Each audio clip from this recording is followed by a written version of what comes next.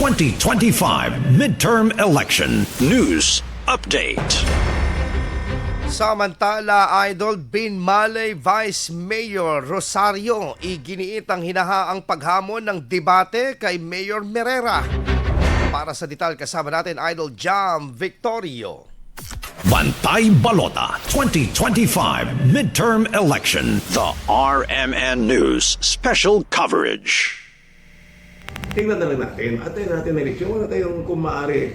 Ako, habang hindi mo ako tigilan, ipipresenta yung mga kaso-kaso ko yan. Hindi rin ako titigil. Ito ang naging payag ni Binmaley Vice Mayor Simplicio Rosario sa patuloy manong pambibintang ni Mayor Merera laban sa kanya.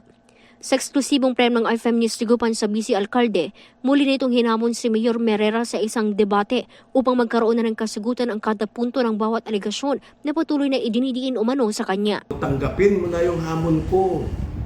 Magdebate na tayo, maski wala sa radyo or what. Ipato mo sa akin, sabi mo yung mga issue mo, mga alegasyon mo sa akin, at sasagutin ko.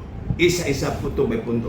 Gate ng opisyal ang ilan sa mga questionableng hakbang ng Administrasyong Merera o kung sa hindi paggamit ng mobile clinic, waste management system, traffic lights at pagdidiin ng maraming kaso na wala umanong basihan.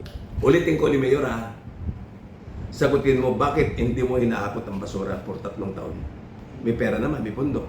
Dalawa, bakit hindi mo ginamit yung mobile bus clinic para sa mga tao?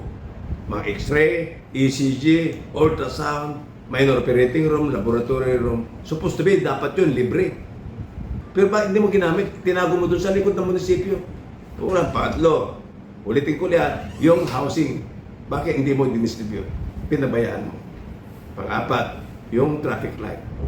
Marami pang issue tayo, Mayor, pero hindi ko na masyadong maisip. Sa naturang panayam, humingi rin ng kapatawaran ang BC Alcalde sa mga Binmalenyan dahil sa umano'y tumitinding palitan ng aligasyon ng dalawang mataas na opisyal at umaasa na lamang umano sa Day of Reckoning kung kailan malalaman ang karapat-dapat na manunungkulan sa bayan.